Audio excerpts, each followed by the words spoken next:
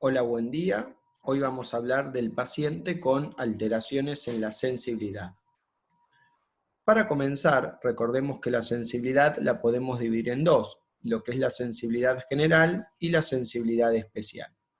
Esta última es aquella transmitida por los órganos de los sentidos, tales como la vista, el olfato, el gusto y la audición. En cambio, la sensibilidad general es aquella que comprende la sensibilidad térmica, la sensibilidad dolorosa y la sensibilidad profunda, ¿sí? Tenemos dos grandes vías, lo que es la vía espinotalámica, que es aquella que se encarga de la transmisión de la sensibilidad superficial, comprendiendo la sensibilidad térmica, la sensibilidad dolorosa y el tacto grueso, y la vía del cordón posterior, que se encarga fundamentalmente de la transmisión de la sensibilidad profunda, aunque también se encarga de la transmisión del tacto epicrítico. La sensibilidad profunda, a su vez, comprende lo que es la varestesia o sensibilidad a la presión, la palestesia o sensibilidad vibratoria y la batiestesia o sensibilidad postural. Esta última, a su vez, la podemos dividir en lo que es la sinestesia o sensibilidad al movimiento, donde se detecta cuando una parte del cuerpo se está moviendo, y la estatoestesia o la sensibilidad o el reconocimiento de la posición, donde sabemos dónde se encuentra en el espacio una parte del cuerpo. Entonces, la sensibilidad la tenemos dividida en dos, general y especial, y la sensibilidad general comprende dos grandes vías, la vía espinotalámica y la del cordón posterior. Aquí tenemos un breve repaso anatómico. Primero tenemos la vía del cordón posterior o vía lemniscal, donde las aferencias periféricas transmiten la información, fundamentalmente recordemos lo que es la sensibilidad profunda, hacia la médula espinal. A nivel de la médula espinal ascienden en forma ipsilateral, llegan al tronco del encéfalo y a nivel de lo que es la parte alta del bulbo se produce la decusación. Asciende hacia el tálamo y desde el tálamo va hacia la corteza somatosensorial primaria.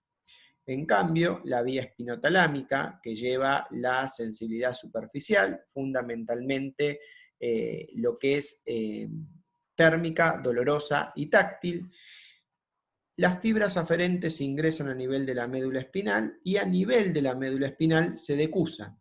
De esta forma ascienden hacia el tálamo y desde el tálamo hacia la corteza somatosensorial primaria. Es muy importante que recuerden esto. La decusación de la vía del cordón posterior se produce a nivel del tronco, mientras que la decusación de las fibras de la vía espinotalámica se produce a nivel medular. Esto es importante porque nos va a permitir entender aquellas alteraciones de la sensibilidad que se producen fundamentalmente en aquellos pacientes que presentan un síndrome medular. Las alteraciones de la sensibilidad pueden manifestarse de diversas formas. Pueden manifestarse a través de dolor, a través de la disminución de la sensibilidad dolorosa, o sea, por ejemplo, hipoalgesia o analgesia cuando está completamente abolida. Puede manifestarse por parestesias, que el paciente que presenta parestesias nos va a referir que tiene en una parte del cuerpo que siente hormigueos o pinchazos, por ejemplo. Puede haber hipoestesia, que es la disminución de la sensibilidad táctil. Puede haber hiperestesia, donde la sensibilidad táctil se encuentra aumentada. Alodinia, que alodinia es cuando al paciente se le aplica un estímulo no doloroso, un estímulo táctil no doloroso, y el paciente lo refiere como dolor. Puede haber disminución de la sensibilidad vibratoria o hipopalestesia, su abolición se llama apalestesia, o disminución de la sensibilidad térmica. Y estas alteraciones en la sensibilidad se pueden producir por lesión en cualquier trayecto de la vía, ya sea a nivel de los nervios periféricos, a nivel de los plexos nerviosos, de las raíces nerviosas, de la médula espinal, del tronco o de la corteza cerebral. Por lo tanto, en aquel paciente que tiene alteraciones de la sensibilidad, nosotros tenemos que determinar, por un lado, el lugar anatómico de la lesión, las causas y ver si es necesario solicitar o no exámenes complementarios. Como dijimos previamente, el lugar anatómico de la lesión se puede producir tanto a nivel de lo que es el nervio periférico, como de los plexos, raíces nerviosas, médula espinal, tronco o corteza cerebral. Las causas son muy variables. Las causas pueden comprender traumatismos, por ejemplo, traumatismos medulares, traumatismos que se producen a nivel de los nervios periféricos, pueden ser eventos cerebrovasculares que dañen las vías sensitivas a nivel de la corteza cerebral o a nivel del tronco, pueden ser procesos inflamatorios, como por ejemplo vasculitis que dañen los nervios periféricos o enfermedades inflamatorias que afecten a las raíces nerviosas, ¿sí?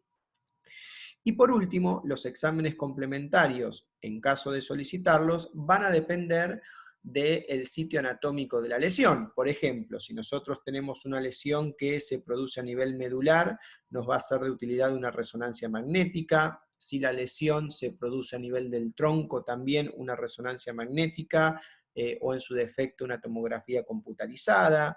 Si la lesión la encontramos a nivel de la corteza cerebral, nos van a ser útiles una tomografía o una resonancia magnética, y si la lesión la tenemos a nivel del nervio periférico, nos puede llegar a ser de utilidad un electromiograma.